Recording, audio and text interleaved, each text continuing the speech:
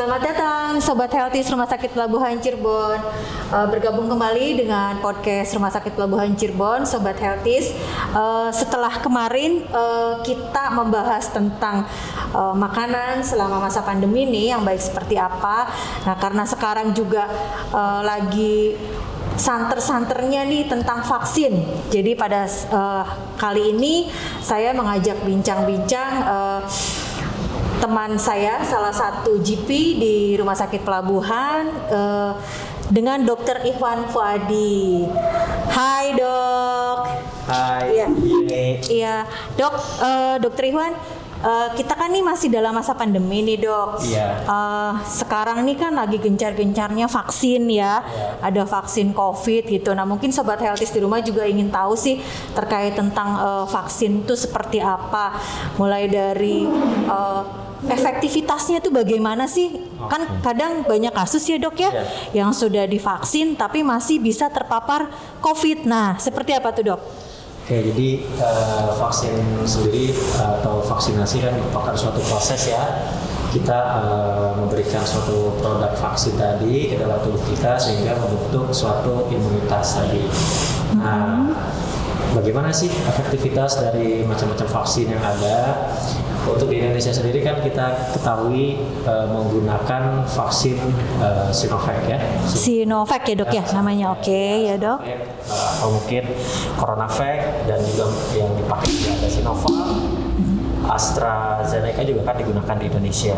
Untuk Pfizer dan Moderna untuk saat ini belum masuk ke Indonesia. Berarti banyak jenisnya ya dok ya, mungkin ya tidak hanya satu merek yang diproduksi oleh satu pabrik mungkin ya dok ya. Jadi tadi banyak negara yang memang melakukan penelitian terhadap vaksin tadi dan tadi vaksinnya ada berbagai macam dan tadi jenisnya itu kan bermacam-macam, ada yang tadi virus yang dilemahkan atau inaktif tadi, atau gitu dok, baik-baik, atau RNA-nya dan seperti itu. Jadi gitu. Itu pun nanti beda perlakuannya, bagaimana sih kita cara menyimpan vaksinnya tadi. Oh gitu, berpengaruh terhadap penyimpanannya juga ya dok ya. Karena tadi kan ketika tidak sesuai dengan cara penyimpanan, maka strukturnya akan rusak sehingga vaksinnya ya tidak layak untuk diberikan. Gitu. Ternyata Sobat Healthies betapa banyak jenis ternyata vaksin COVID itu. Mungkin kalau kita nih yang awam kan taunya hayo vaksin seperti itu kan ya dok ya. Nah jadi ternyata memang banyak pengaruh yang mempengaruhi tentang untuk efektivitas dari vaksin itu sendiri mungkin ya dok ya seperti itu. Untuk efektivitas tadi kan disinggung ya, bagaimana sih efektivitas dari vaksin-vaksin tersebut. Dari beberapa penelitian yang dilakukan kan untuk fase itu kan ada uji coba sampai fase 3 dan nanti dilihat efektivitasnya seperti apa. Berarti sebentar dok, berarti dari vaksin itu sendiri ada proses uji klinisnya ya dok ya. Dan itu mungkin ada beberapa tahap ya dok ya. Jadi ketika sudah dinyatakan bahwa vaksin ini layak oleh WHO, BPOM gitu ya. Ini kan akan digunakan. Saat ini muncul kekhawatiran kan awalnya bahwa Sinovac itu belum direkomendasikan oleh WHO seperti itu. Tapi sejauh ini berita terakhir terupdate itu Sinovac sudah sudah di ACC atau diizinkan gitu ya dok ya. Oh gitu. Jadi kan kemarin sempat ada pertanyaan, ini Sinovac ini yang dipakai di Indonesia apakah vaksin bagus atau tidak? Oh gitu. Jadi ada keraguan ya dok ya, ada keraguan dari masyarakat Indonesia ya dok ya. Jadi memang dok, kalau yang saya lihat mungkin teman-teman healthies di rumah juga banyak tuh dok, ada yang pro kontra kan tentang pelaksanaan vaksin ini kan.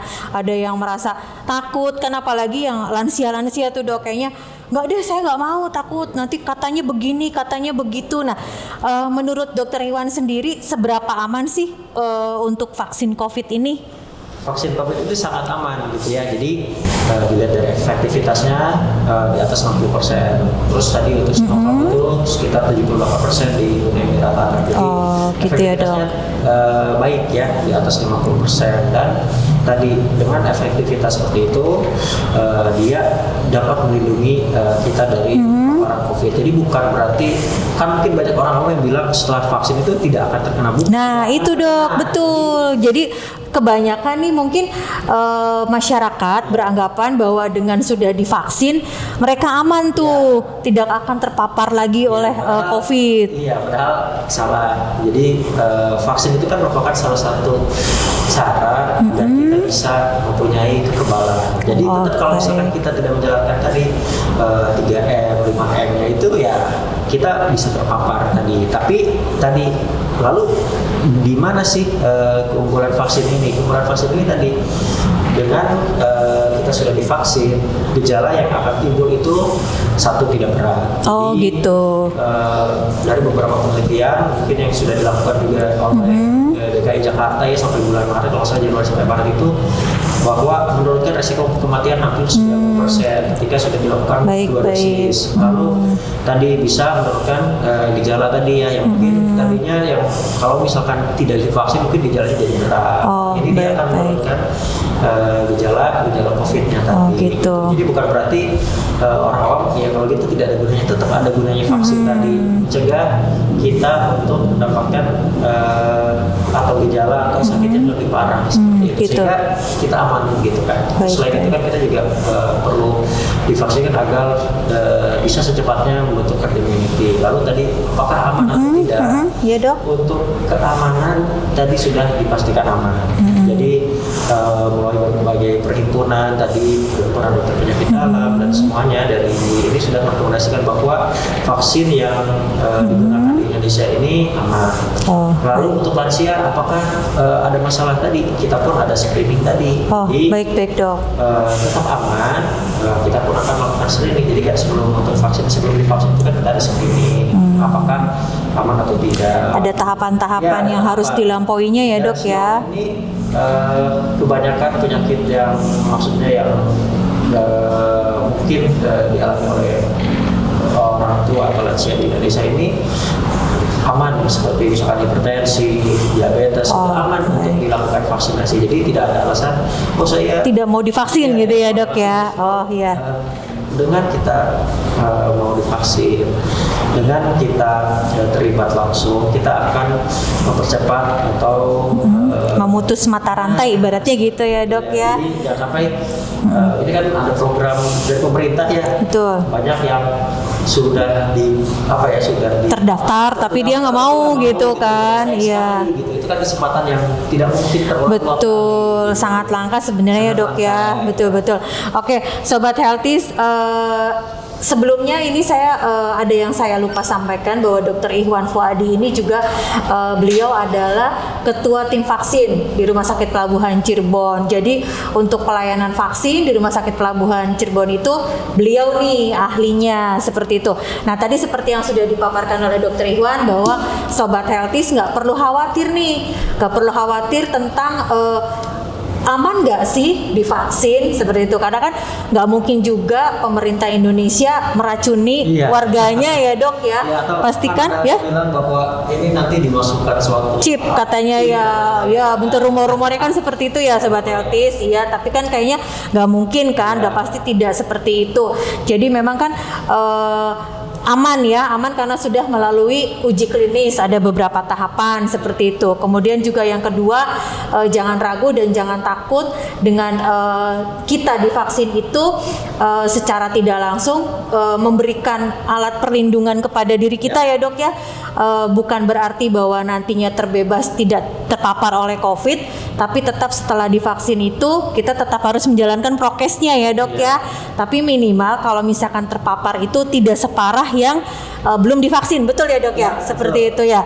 Nah, jadi sobat Healthy seperti itu. Nah, kemudian nih dok, sekarang kan banyak yang jadi gini, yang kita tahu nih kan untuk pelaksanaan vaksin sendiri itu kan gratis nih dok. Pemerintah itu kan tidak boleh memperjualbelikan vaksin lah ibaratnya gitu. Nah, cuman memang untuk pelaksanaannya sendiri gimana dok? Karena ada yang antara daerah satu sama daerah yang lain itu kadang nggak berbarengan ya, yang ibaratnya ada yang sudah mulai untuk 18 tahun ke atas, kemudian ada yang oh belum di daerah ini. Nah itu yang menimbulkan juga ketidaktahuan masyarakat. Jadi dikiranya program itu kan sama semua.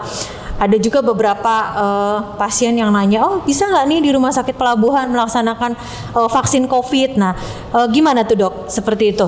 Jadi untuk program ini kan sebenarnya ada 3 tahapan kan dari pemerintah sendiri ya. Yang pertama kan sudah dilaksanakan untuk tenaga kesehatan. Yang kedua Ya, kayak kita ya udah ya dok ya, alhamdulillah ya. Publik tadi ya. Terus yang selanjutnya kan lansia juga ya. Nah, lalu selanjutnya itu kan masyarakat umum. Nah, emang ada beberapa mungkin perbedaan waktu karena tadi distribusi vaksin kan tidak maksudnya kita kan harus mendistribusikan vaksin tadi. Vaksin kan senternya misalkan di Bio Farma di Bandung. Nah, misalkan di Bandung, dia kan akan dikirim ke berbagai daerah dan dinas pun akan mengatur tadi. Jadi mungkin akan ada semacam perbedaan tanggal ataupun seperti itu. Meskipun pada saat pelaksanaan yang pertama kan ada beberapa daerah yang serentak, terus yang kedua juga ada beberapa daerah yang serentak kan. Ada beberapa tahap ya dok ya, pelaksanaannya kan nggak mungkin serentak gitu kan ya dok ya. Dan tadi juga tergantung dari kemampuan fasiankes yang ada. Misalkan kita di Cirebon ini berapa fasiankes yang ada gitu kan? Sebagai vaksinatornya ya dok ya. Sehingga tadi itu kan akan juga meningkatkan kecepatan terhadap vaksinasi. Pelaksanaan program ini. Baik. Mungkin fasiankes lebih banyak seperti itu. Jadi tadi kenapa sih beda dan lain-lain? Mungkin saat ini ya seperti yang kita tahu di Cirebon ini kan masih tahap lansia, ya masih di tahap lansia. Untuk tahap yang tadi masyarakat umum secara luas mungkin akan segera dilaksanakan dalam waktu dekat. Setahu saya untuk lansia itu udah digeber terus nih. Gitu ya dok ya. Warga Cirebon dan sekitarnya yang memang sudah mendapatkan tiket untuk vaksin segeralah divaksin. Jadi tadi agar capaian target kita tercapai ya dok ya. Tadi bukan berarti ada kita kejar lagi lain, tapi dengan itu kan harapannya kita bisa membentuk suatu herd immunity tadi yang kita harapkan sehingga kita bisa memberikan perlindungan. Lalu apakah bisa vaksin di rumah sakit pelabuhan? Rumah sakit pelabuhan kan merupakan salah satu rumah sakit yang dituju untuk melakukan vaksinasi. Kita udah punya ini ya dok ya, udah divisitasi, udah punya izin ya dok ya sebagai vaksinator. Vaksinator untuk pemerintah kita melaksanakan dan nanti dokter lain pun kita sudah di siap-siap juga ya. Nah ini nih dok, tadi kan terkait dengan tadi dokter Iwan sebutkan itu ternyata kan programnya ada beberapa nih dok. Saya pernah dengar juga ada program vaksin pemerintah, ada juga vaksin gotong royong. Nah mungkin sahabat Healthies juga pernah dengar nih ada 2 apa sih tuh vaksinasi gotong royong. Nah barangkali dokter Iwan bisa menjelaskan sebagai informasi juga kepada para sobat Healthies yang ada di rumah. Ya, jadi vaksin gotong royong ini kan sifatnya gotong royong ya, jadi bersama-sama ya. Jadi ini sifatnya bagi perusahaan-perusahaan tadi ya. Gitu dok. Ingin melakukan vaksinasi terhadap para pekerjanya, tidak terbatas pekerja tadi, bisa juga keluarga pekerjanya tadi. Gitu. Jadi, dengan harapan bisa mempercepat pelaksanaan vaksin tadi. Jadi kenapa ada vaksin gotong royong ini tadi untuk membantu mempercepat pelaksanaan vaksin. Tadi dengan harapan perusahaan-perusahaan tadi bisa mendukung program pemerintah tadi. Tapi siap. untuk apakah para pekerjanya mengeluarkan biaya? Nah iya itu dok, seperti itu. Secara aturan pekerjanya tidak mengeluarkan biaya atau tidak dipotong gaji ya. Nah itu sahabat Healthies sangat menarik nih. Jadi kalau dari peraturannya sebenarnya tidak dilakukan pemotongan gaji, jadi perusahaannya sendiri yang sudah memang menganggarkan. Jadi itu suatu kewajiban dari pihak perusahaan ya dok ya. Jadi kemampuan perusahaan sejauh mana untuk melakukan vaksinasi terhadap para pekerjanya. Dan tadi ketika satu perusahaan itu sudah divaksinasi semua, kan itu menjadi keuntungan tersendiri ya. Betul, Misalnya, betul. Minimal kan meminimalisasi adanya klaster perusahaan ya dok ya, seperti itu ya. Bisa jadi lebih produktif juga perusahaan. Betul, betul. Lebih aman, lebih nyaman. Jadi tidak ada keraguan mungkin nanti untuk pabrik itu datang ke perusahaan tersebut. Oh gitu dokter. Ya, jadi vaksin gotong royong ini sangat baik sekali ya tujuannya gitu. Jadi secara tidak langsung menolong pemerintah juga ya dok ya untuk memutus mata rantai gitu penyebaran COVID, betul. Nah dokter, kadang kan ada nih mungkin sobat healthies di rumah juga yang istilahnya belum tahu nih adanya program vaksin gotong royong. Sebenarnya nih dok, untuk yang perorangan, seandainya nih ada yang dia memang perusahaannya tidak memfasilitasi untuk vaksinasi COVID ini, karena kan tadi yang dokter Ikhwan sampaikan itu kan berbayar ya dok ya, walaupun istilahnya pihak perusahaan yang mengcover. Kalau seandainya saya nih dok, misalkan saya suatu karyawati di sebuah perusahaan, kemudian belum ada nih kiranya perusahaan tempat saya bekerja itu ikutan program vaksin gotong royong ini. Nah kemudian saya secara mandiri ini ingin memvaksin sendiri gitu, itu bisa nggak dok seperti itu? Sebenarnya tadi kan pemerintah mempunyai vaksin program ya, jadi sebenarnya untuk yang tadi misalkan mandiri mau sendiri itu dia ikut saja ke program pemerintah tadi. Nanti kan ada yang untuk usia di atas 18 tahun semuanya kan. Oh ada ya dok ya, ada juga ya. Jadi, berarti memang tahapan, maksudnya klasifikasinya tuh ada ya. Gitu. Perusahaannya mungkin secara keuangan saat ini tidak bisa memberikan vaksin ya tadi.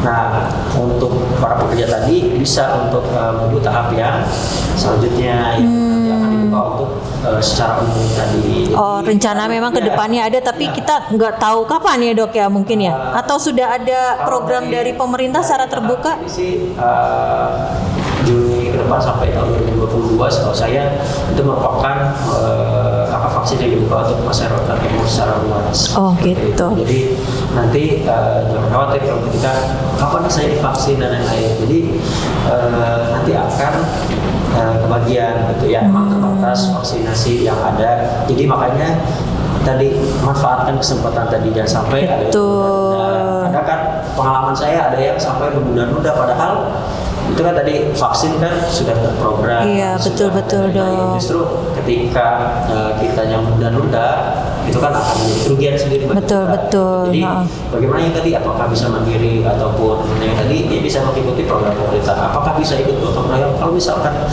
dia berkelompok, dia maksudnya bareng-bareng dan lain-lain, saya sih masih bisa di. Gitu dok. Berarti tetap harus ada wadahnya ya dok ya. Jadi ada wadahnya yang menjadi satu persyaratan untuk ikut program vaksin gotong royong. Oke ya. Mungkin dok beralih ke masalah efek samping nih dok. Mungkin banyak keraguan dari masyarakat untuk mengikuti atau ikut divaksin nih. Khawatirnya kan, aduh katanya nanti begini, katanya nanti begitu, seperti itu. Nah, untuk menjawab keraguan seperti itu nih, barangkali sobat healthies di rumah juga punya keraguan.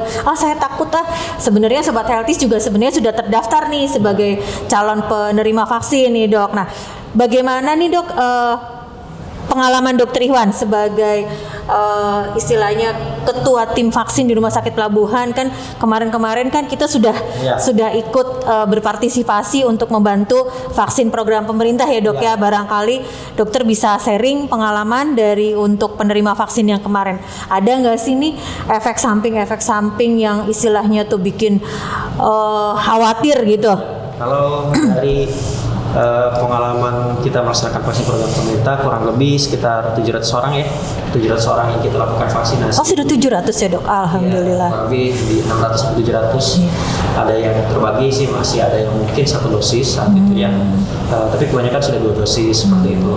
Lalu bagaimana sih tadi efek samping atau KIPI ya disebutnya, kejadian ikutan pasca imunisasi. Ada sebutannya ya dok ya untuk efek samping KIPI ya. Tadi sejauh ini yang dilaporkan ke kami lewat via WA WhatsApp yang memang masuk ke apa namanya kontak person di vaksinasi itu Iya dok. rata-rata gejala ringan, tidak ada yang sampai berat ya.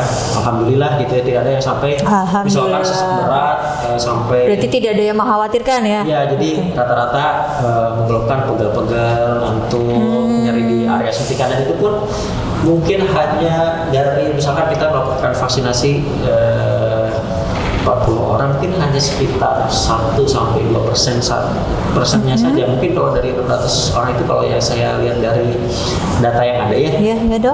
mungkin hanya 1-2% saja yang mengeluh, itu pun yang pegel-pegel. Tapi tergolongnya wajar dan ringan ya dok ya, tidak sampai harus menjalani rawat inap seperti itu ya dok gitu ya. Terus mungkin juga banyak berita bahwa habis divaksin nanti jadi COVID enggak kan? Nah itu tuh dok, Ya, itu kadang mungkin keraguannya masyarakat, mungkin teman-teman healthies juga ada yang ragu kan, ibaratnya yang tadinya sehat kemudian kan disuntiknya pakai virusnya itu sendiri kan gitu kan dok. Nah ini jangan-jangan nih saya terpapar nih gara-gara sudah divaksin, malah seperti itu tuh dok. Sebenarnya biasanya itu karena sudah divaksin, jadinya kita lalai prokes, jadi iya. Jadi ngerasanya sudah aman ya. Rasanya karena sudah aman, karena udah divaksin. Iya dok. Vaksin merupakan dia merupakan salah satu faktor utama memutus rantai. Tapi tadi kita pun harus ada penilaian lain. Jadi tidak hanya soal vaksin, berarti kita kebal dan lain tadi tidak. Jadi kebanyakan kasus yang misalkan dia kok bisa sih lebih vaksin terus kena COVID, itu bisa. Iya. Tapi kan tadi gejalanya tidak berat. Betul. Dan tadi bukan karena divaksin jadi COVID, bukan. Karena beda jenis virus yang dimasukkan itu kan yang inadekuat atau dimakan tadi ya. Oh jadi gitu ya dok, jadi aman ya dok ya. Tidak menimbulkan ada gejala, tidak seperti itu mekanismenya. Siap, iya gitu. ya. Dan mungkin banyak juga yang meragukan nih, karena kan sekarang vaksin AstraZeneca itu kan banyak beredar bahwa itu dilarang dan seperti apa. Dan banyak yang sampai khawatir sekali terhadap vaksin itu. Jadi dari beberapa perhimpunan menyatakan bahwa tadi saya baru baca juga dari perhimpunan jantung Indonesia bahwa menyatakan bahwa hanya 0,berapa% yang menyebabkan memang dia pembekuan darah. Tapi gitu dok. Lebih besar, jadi bukan berarti vaksin ini membahayakan, tidak. Jadi dia hanya berapa kasus dari sekian, berarti kan emang pasti ada risiko seperti itu. Tapi tadi risikonya sangat kecil, 0,0036%. Jadi tidak sampai istilahnya yang besar gitu kan ya dok ya. Utama. Jadi kan ketika ada kasus kematian karena setelah vaksin itu kan kita harus melakukan melakukan semacam benar nggak sih ini karena vaksin. Jadi tidak serta-merta. Jadi ada ujinya ya dok, ada penelitiannya ya dok ya. Tidak serta-merta karena habis divaksin terus mungkin saat itu ada korban, ya belum tentu itu karena vaksin. Pasti kita akan mencari penyebabnya, apakah benar karena vaksin atau tidak. Memang karena benar pure karena vaksin itu, apa memang sebelumnya sebelumnya si penerima vaksin itu memang sudah punya penyakit yang penyebab itunya gitu ya dok ya, penyertanya. Oh iya ya, baik. Nah jadi healthies tadi sudah diterangkan oleh Dokter Ikhwan. Jadi jangan ragu-ragu untuk sobat healthies yang memang sudah punya hak untuk menjadi penerima vaksin. Hayu segera sebelum pemerintah menutup mungkin ya dok ya. Oh ya dok, masih banyak. Nah iya betul. Kan kayaknya mahal juga gitu kan ya. Iya. Nah, gratis dan mumpung tadi kita bisa segera selesai dari pandemi ini ya. Iya dok, amin. Nah kemudian nih dok, yang saya alami kan untuk pelaksanaan vaksin sendiri itu kan penyuntikannya 2 tahap ya dok ya. Itu kalau nggak salah yang kemarin saya jalani itu 2 minggu dari vaksin pertama ke vaksin kedua dok. Nah kemudian harus berapa lama sih dok kita nih divaksin ulang? Divaksin ulang untuk atau hanya cukup dalam seumur hidup kita cuma 1 kali vaksin COVID. Nah, gitu gimana tuh dok? Dilakukan berbagai penelitian juga. Oh, begitu. Berapa lama sih vaksin COVID ini bertahan? Apakah dia mungkin perlu vaksin tahunan seperti influenza nantinya, atau dia bisa meningkatkan ya masih intinya sih sebenarnya masih dilakukan penelitian sejauh mana vaksin ini efektif. Jadi sejauh ini sih ada beberapa baca, tapi mungkin belum resmi ya, saya juga lihat beberapa jurnal itu ada yang mengatakan bisa 1 sampai 2 tahun bertahan. Oh gitu dok, ya. Tadi belum resmi secara resmi bahwa menyatakan vaksin itu bisa seumur hidup. Gitu. Jadi yang jelas vaksin ini digunakan untuk sekarang untuk mencegah, dan masih dilakukan berbagai macam penelitian tadi terkait kapan ulangannya. Gitu dok. Kapan kita divaksin lagi. Yang jelas untuk 1 tahun ke depan sampai 1 sampai 2 tahun insya Allah sih aman ya dok. Aman, ya. Oh gitu, baik. Berarti tidak melihat dari merek apa, tapi sampai dengan saat ini untuk pelaksanaan pengulangan vaksinnya itu masih dalam penelitian ya dok ya. Jadi belum ada standar keseragaman, betul. Sejauh yang saya info terakhir yang saya dapatkan sih seperti itu. Gitu. Mudah-mudahan saya ada info terbaru yang bisa menyatakan bahwa vaksin ini diulang berapa kali. Ya mungkin nanti apakah jadi vaksin rutin ataupun seperti apa ya. Iya. Nah dok, mungkin dok sama teman-teman healthies, sobat healthies di rumah juga mungkin yang mengikuti perkembangan berita nih dok. Kan saat ini kan memang yang lagi booming itu kan ledakan COVID di India ya dok ya.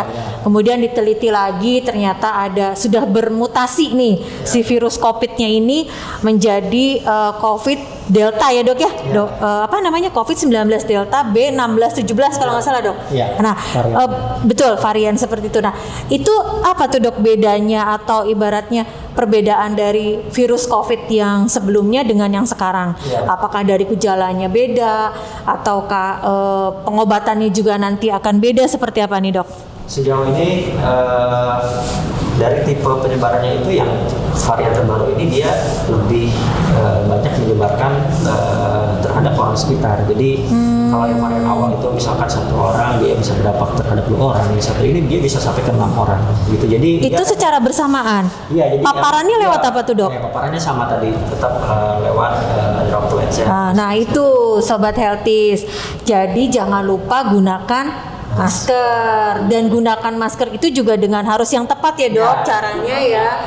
Jadi kenapa nih kami di sini cuap-cuap juga harus tetap menggunakan masker walaupun kita swabnya rutin ya dok ya, tapi untuk mencegah hal-hal yang tidak diinginkan sobat healthies. Lanjut dok. Ya jadi tadi dia penyebarannya lebih cepat. Secara gejala umumnya sama. Untuk pengobatan sih saat ini kan tetap dilakukan beberapa penelitian terkait yang varian baru ini, karena emang dia secara data kalau saya agak salah saya baca itu dia untuk resiko kematiannya lebih tinggi dibandingkan dengan varian yang lainnya. Tapi tadi gitu ya, untuk beberapa terapi sedang dilakukan percobaan seperti apa nih terapi yang efektif gitu. Jadi untuk COVID ini kan masih dilakukan terapi-terapi yang efektif untuk untuk yang jenis virus ini ya dok ya, yang baru ya. Dia ada perbedaan atau yang seperti apa? Setahu saya masih dilakukan beberapa penelitian. Ada yang mungkin menggunakan makin banyak obat yang mungkin katanya minum cacing dan lain. Oh gitu, alternatifnya ya. Sejauh ini sih info bahwa itu berdasarkan penelitian membuktikan bahwa itu efektif tidak. Gitu. Oh gitu dok. Kita masih melakukan pedoman yang sama untuk terapinya, tapi tadi yang varian ini dia lebih cepat menyebar gitu. Makanya itu lonjakannya cepatnya gitu. Langsung ya, maksudnya lebih cepat terpaparnya gitu ya dok. Oke. Penyebarannya lebih cepat aja sih saya rasa. Nah, ada gejala khusus nggak dok yang menandakan bahwa nih orang ini terpaparnya virus COVID yang lama, yang ini karena virus COVID yang baru. Nah itu ada nggak tuh dok? Sebenarnya sih kalau perbedaan secara spesifik sih tidak ada ya, yang emang membedakan secara langsung bahwa ini karena varian A, B, seperti itu. Sejauh ini sih tidak, sejauh ini ya yang saya baca belum ke arah sana, maksudnya belum yang bisa membedakan bahwa dengan kalau misalkan gejalanya contoh diare mungkin karena varian yang ini. Sejauh ini sih saya belum mendapatkan informasi ke arah sana. secara umum gejalanya hampir sama gitu ya. Tadi gejalanya tidak hanya selalu batuk pilek, bisa tiba-tiba lemas, nyeri kepala dan lain-lain. Mudah-mudahan sih sudah ada data terbaru bahwa mungkin ada perbedaan sehingga kita pun bisa lebih waspada. Dan tadi ada beberapa penelitian pun yang melakukan aktivitasnya gimana di vaksin itu. Iya, betul. Pasti ada pertanyaan. Sejauh ini juga dilakukan penelitian bahwa vaksin-vaksin yang beredar ini juga berpengaruh terhadap varian ini. Jadi gitu. Dia juga bisa membentuk kekebalan untuk melawan varian ini. Sejauh yang saya baca seperti itu. Jadi alhamdulillah ya, sekarang kita jadi lebih banyak tahu tentang apa sih vaksin COVID, efektivitasnya seperti apa, kemudian juga ada efek sampingnya enggak sih, aman enggak sih. Tadi kan Dokter Iwan sudah menjelaskan nih sebagian besar tentang vaksin COVID ini. Nah, barangkali nanti Sobat Healthies juga ingin menanyakan hal-hal yang lain di luar masalah vaksin, boleh silakan DM ke kami, ke IG kami. Jangan lupa follow dan like, serta juga like and subscribe ya Dok ya di channel YouTube kita ya Dok ya. Jadi nanti ke depannya juga akan ada obrolan-obrolan menarik ya Dok ya. Dan kita juga menerima saran, masukan dari sobat-sobat Healthies. Barangkali ada yang nge-DM misalkan, boleh dong Dokter Iwan nanti di podcast lagi tentang apa, obrolan tentang apa. Nah, oh iya, Sobat Healthies mungkin nanti juga sewaktu-waktu Dokter Iwan akan mendampingi dokter spesialis kita yang lain ya Dok ya, untuk berbincang-bincang terkait tentang masalah-masalah kesehatan. Dan nanti tema atau obrolan yang dibahasnya juga monggo silahkan Sobat Healthies di rumah barangkali ingin, saya butuh nih pengetahuan tentang A, tentang B, tentang C, silahkan DM di IG kami di Rumah Sakit Pelabuhan. Atau masalah karir atau masalah itu pun bisa gitu. Tuh, jadi tidak Sobat, hanya terbatas masalah kesehatan. Berarti karir kalau di rumah sakit seperti apa itu kan bisa jadi hal yang menarik ya bagi teman-teman yang ternyata minat nih saya nanti untuk melanjutkan kuliah atau pekerjaan di bidang kesehatan. Betul Dok, betul seperti itu. Nah, terkait sama vaksin nih Dok, mungkin kan dari tadi kita ngebahasnya vaksin COVID aja gitu kan Dok. Nah, kan seperti mungkin Sobat Healthies ada yang belum tahu ya bahwa sekarang Rumah Sakit Pelabuhan itu kita sudah punya klinik vaksin sendiri. Kita juga udah punya layanan home care ya Dok ya. Nah, jadi kalau misalkan Sobat Healthies atau bunda-bunda nih yang punya balita yang ingin vaksinasi, imunisasi tapi nggak mau ke rumah sakit, tuh bisa kontak aja ke Rumah Sakit Pelabuhan. Nanti untuk nomornya ada di link bio kami di IG Rumah Sakit Pelabuhan Cirebon terkait klinik vaksin, layanan home care kami. Jadi nanti tim vaksin kita yang akan datang ke rumah Sobat Healthies ya Dok ya, seperti itu. Menunggu di rumah, kita datang, ibu dan keluarga tenang ya. Tuh, oke kan. Kemarin kan kita sudah bahas tuh podcast perdana kita tentang catering sehat juga. Nah, sekarang tentang vaksin. Oh ya Dok, terkait tentang vaksin sendiri, vaksin apa aja sih Dok yang bisa kita layani Dok di Rumah Sakit Pelabuhan? Vaksin itu kan jenisnya banyak ya. Jadi kalau misalkan kita klasifikasikan tadi untuk vaksinnya itu ada vaksin anak. Tadi ya vaksin anak kan yang sudah sesuai dengan Ikatan Dokter Anak Indonesia. Biasanya sudah rutin dilakukan. Itu bisa dilakukan juga di kita. Lalu, jadi vaksin yang standar tapi gimana tuh Dok yang kayak BCG, DPT gitu ya Dok ya? Itu ada jelas vaksin anak. Lalu selanjutnya vaksin dewasa. Apa aja sih vaksin dewasa termasuk tifoid ya, tipes misalkan gitu kan, hepatitis ya. Lalu influenza juga bisa dilakukan. Tadi untuk dewasa ini kan nanti bisa kita klasifikasikan nih, barangkali nanti perusahaan-perusahaan nih kan banyak nih yang karyawannya sering sakit tipes. Terus sakit demam, batuk, betul. Dengan dilakukan vaksinasi influenza dan tipes ini akan mengurangi tadi. Jadi cost-nya kan nggak banyak ya. Kalau kita dirawat kan pasti lebih besar dibanding kita divaksin seperti itu. Jadi itu salah satu alasan juga ada vaksin dewasa. Lalu selain itu juga nanti mungkin kita sedang usahakan untuk vaksin umroh dan haji. Oh, Kita pun iya, sudah ada betul. dokter yang mendapatkan sertifikat ICV ya. Oh, gitu ya, Dok ya. Ya, jadi mudah-mudahan dalam waktu dekat kita juga bisa melaksanakan vaksinasi tadi. Oh, gitu. siap. Jadi layanannya dari mulai medical check up-nya untuk Umroh ya, Dok ya? dan lain-lain sudah ada di sini. Gitu ya. Siap. Kita memberikan. Jadi ibaratnya one stop service ya, Dok Ya, ya, betul. seperti itu ya. Semoga juga nanti masa pandeminya segera berakhir, kemudian haji dan umroh Ya. untuk Indonesia dibuka kembali ya, Ya. Dok ya. Rumah sakit pelabuhan juga nanti bisa melayani untuk program MCU-nya dan vaksinnya juga ya, Dok ya, seperti itu. Oke, Dok. Kalau untuk layanan klinik vaksin sendiri nih, Dok. Ya. Kalau misalkan nih ada sobat healthies di rumah ingin konsultasi dulu ke klinik vaksin kita nih, buka layanannya hari apa aja, Dok? Ya, kalau untuk buka pelayanan vaksin sih sama kayak klinik umum secara apa ya? Senin sampai Jumat Ya, atau Senin sampai Jumat ya, dari Dok jam ya. 8 sampai jam 4 ya. Oh, Jadi baik, gitu ya. Jadi baik, ya. bisa silahkan tanya-tanya atau nanti mungkin bisa via Via DM aja ke IG, ke IG juga atau bisa ya, nanti Dok mau ya. Coba daftar via Homecare atau Nah, mungkin betul. misalkan daftar telemedicine misalkan Betul, barangkali betul. ingin konsultasinya via telemedicine Betul. untuk vaksinnya nanti tinggal datang langsung vaksin seperti apa kita Oh, iya. siap untuk pelanggan rumah sakit pelabuhan. Jadi akan Oke, kita sesuaikan lah ya di masa siap. pandemi ini sesuai dengan Kebutuhan ya, Dok ya, kebutuhan dan keinginan sobat healthies Ya. di rumah ya, Dok ya.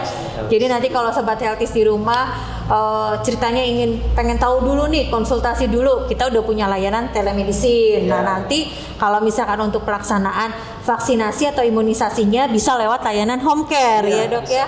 Nah, seperti itu. Oke, mungkin dokter bincang-bincang vaksin kali ini mungkin cukup sampai di sini dulu, Dok. Tapi tidak menutup kemungkinan nanti kalau misalkan ada sobat healthies rumah sakit pelabuhan yang ingin, ayo dong bahas lagi, tapi jangan vaksin COVID, misalkan vaksin yang lain, misalkan Bisa iya. ya. Nah, oke, kami tunggu respon dari sobat healthies rumah sakit pelabuhan lewat DM kita di IG IG rumah sakit pelabuhan Cirebon, dan jangan lupa juga selalu like and subscribe podcast YouTube channel YouTube Rumah Sakit Pelabuhan Cirebon. Dan jangan lupa tekan loncengnya ya, Dok. Ya. Jadi nanti biar gak ketinggalan tuh kalau ada podcast terbaru atau info terbaru dari kita gitu ya, Dok ya. Ya, betul. Oke deh.